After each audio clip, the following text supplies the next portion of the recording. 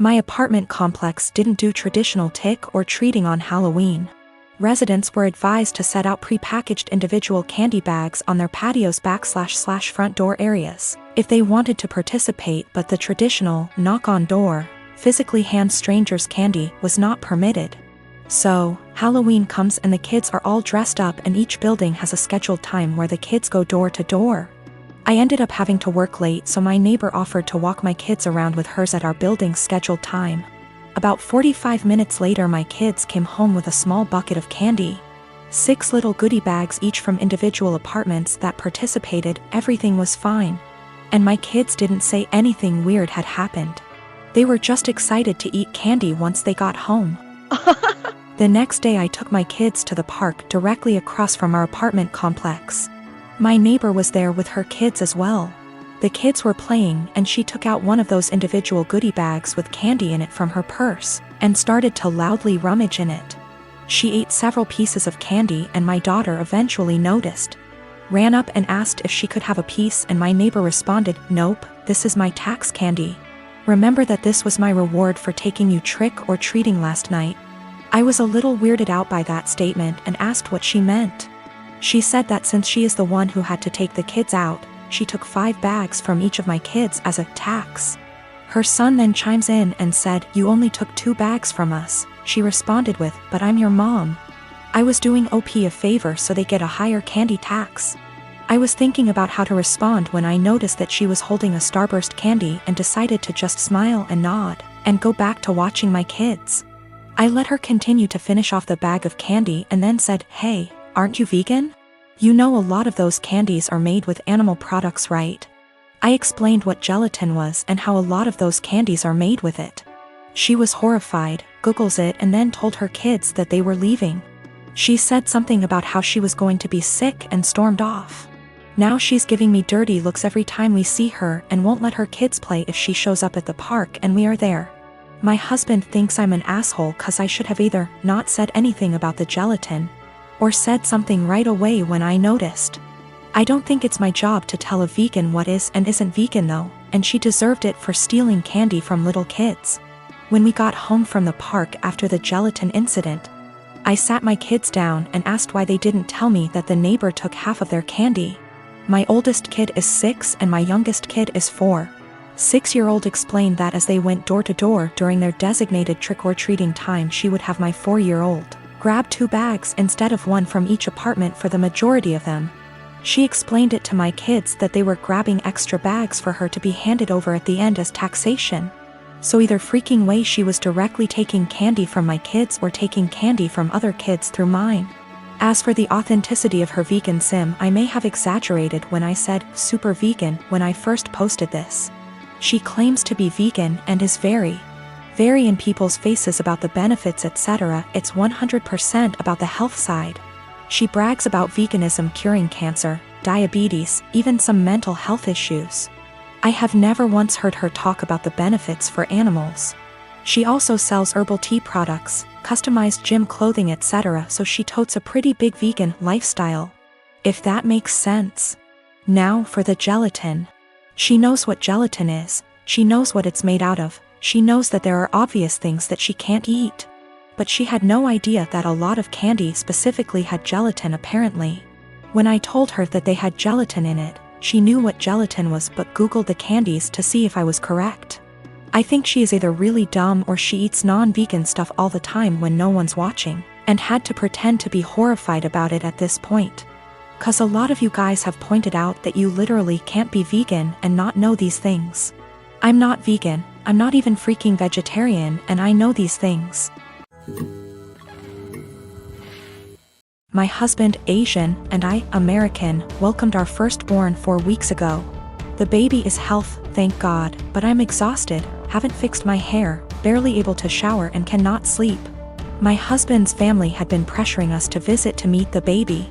I tried to hold them off as much as I could, but yesterday, I was surprised to find them standing on the porch. Turns out hubby invited them for dinner. I was embarrassed and felt like I wasn't ready for visitors, judgmental ones at that, cause the house was a mess, y'all. Anyways, my husband sat with them while I fed my son, then later I asked my husband if we should order takeout for dinner. He said no, because his parents would find this rude and unwelcoming. He suggested that I go inside the kitchen and prepare something, anything long as it's homemade. I said fine, then went and made some mac and cheese. The reason I prepared this meal is because of how easy it is. Once I served the family, my husband's mom looked at me and was appalled. I noticed something was wrong. She asked if I really found it appropriate to serve her and the family mac and cheese. I asked why not, and she went on a rant about how disrespectful this was and that I clearly have no experience in what is right and wrong when it comes to hosting. I said, "Excuse me? Who said I signed up to host an expected visit from them?" And she took it as in I didn't want them there. Her husband said they were just there to finally see the baby that I kept them from seeing for an entire month. That's a whole month of his life they missed out on. We had an argument and they decided to go home. My husband said that deciding to serve his family mac and cheese was more offensive than serving them nothing at all. I told him I was too exhausted to cook their traditional feasts, that I was forced to learn from his mom. He took offense and said that I was being mean and disrespectful towards not only his family but his culture. I went inside the bedroom to stay with my son.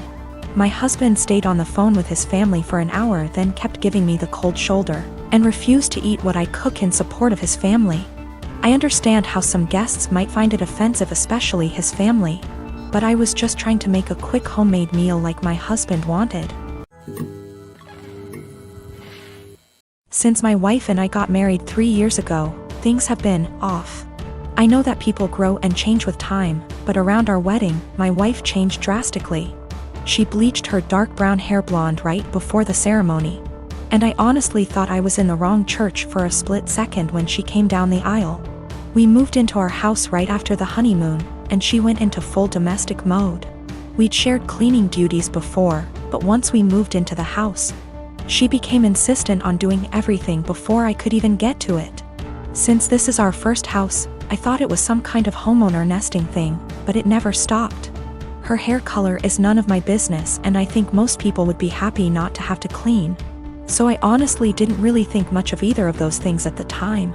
The big thing has always been how closed off she got after the wedding. When we were dating, she'd tell me long rambling stories about her feelings and rant to me when she was upset and all that. And I liked hearing about what was going on inside her head.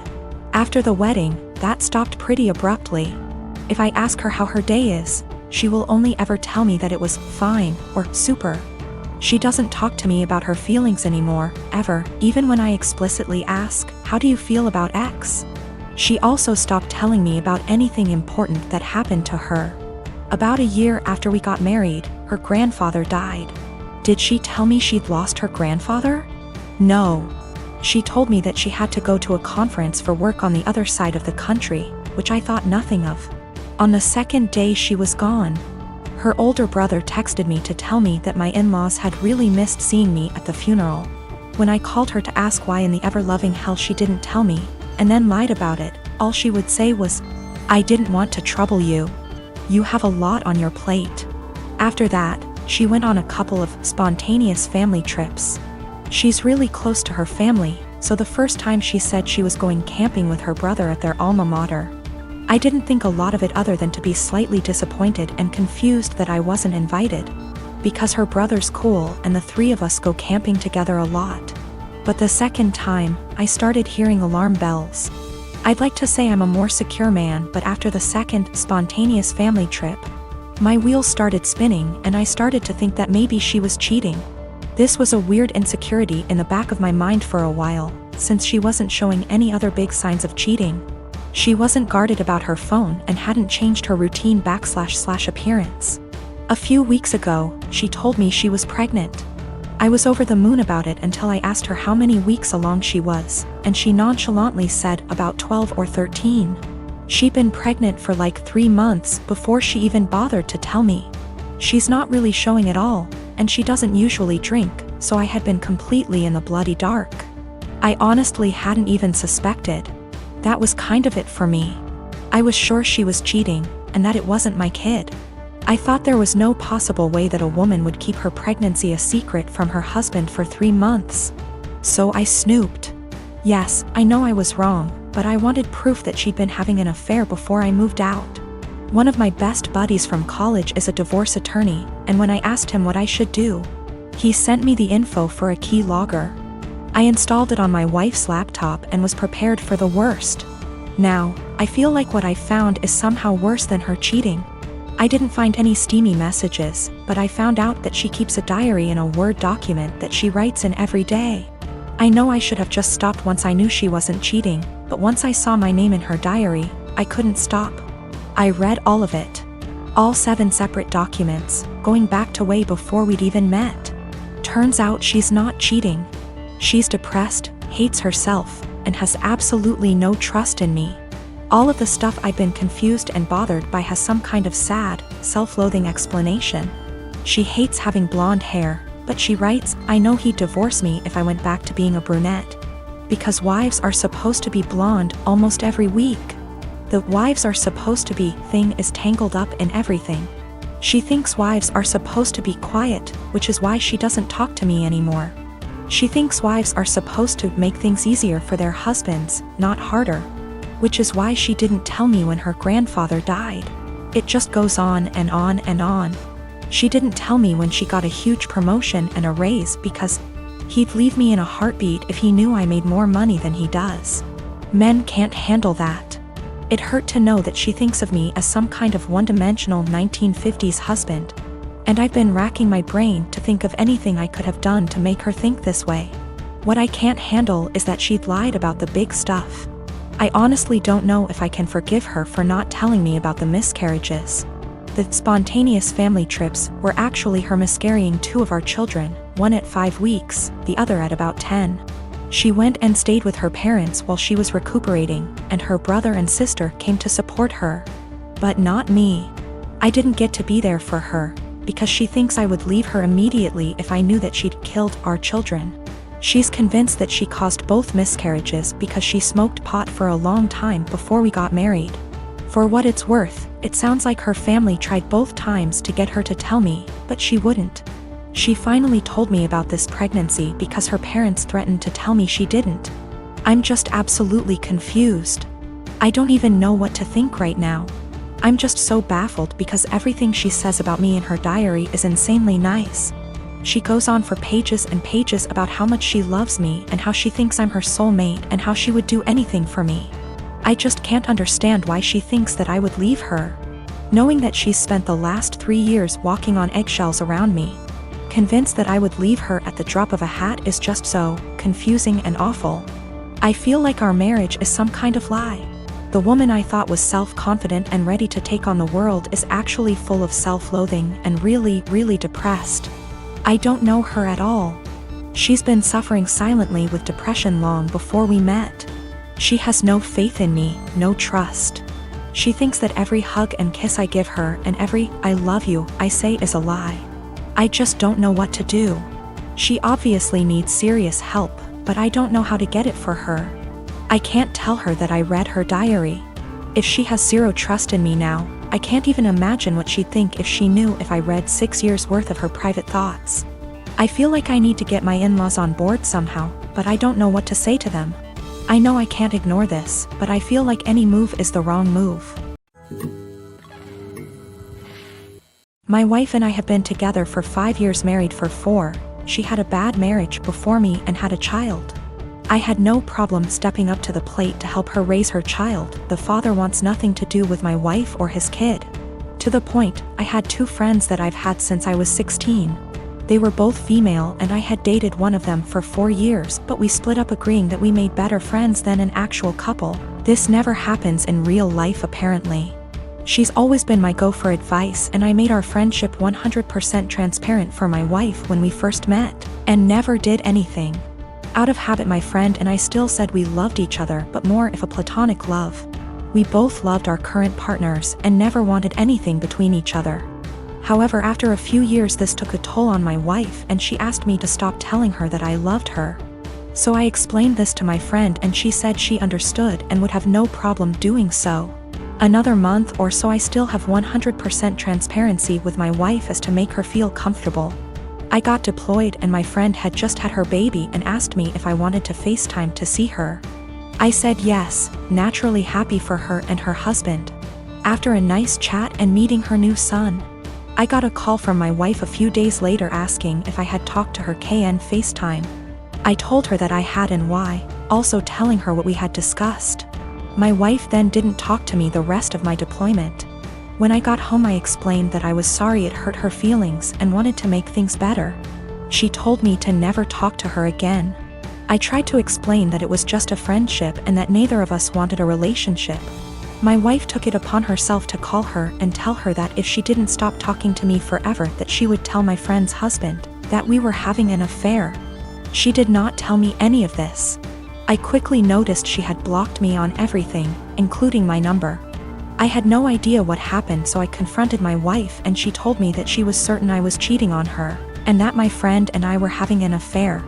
She then told me that she had called her and only asked her to not talk to me anymore. I was slightly upset but stood by her decision and held no grudge. I feel like this event led to the breakdown of everything. She started to have no trust in anything I did, constantly going through my phone, and she would constantly lock her phone or lock herself in the bathroom talking to someone on the phone. She started blaming her job for her unhappiness. I told her that I could pull extra hours at work if she wanted to quit to find a new one. She quickly quit her job and made no attempt to find work again. I was enlisted at the time. She said she hated that I was gone all the time, so I offered to go reserves to be with her more. She said that would fix it. So I got a civilian job that paid decent, but we had to move. The job is stressful and I'm not very fond of being a civilian. She has now come to the conclusion that I need to get out of the military and quit my civilian job, and we to move again, and that's the only way she'll be happy. I feel like I've given up everything for her to be happy. I'm trying to show her the logic that there is no way for us to survive if neither of us works. I love my wife and don't want a divorce, but I feel like she will never be happy and I'm not sure how to fix it. She blames everything on me and says that I'd be happier with someone else, or says she's leaving again. I'm currently deployed again, and the last week I was home she wouldn't talk to me or spend time with me and our daughter. She would lock herself in the bedroom all day. Then at night she would call me names and say I don't care about her and I never spend time with her.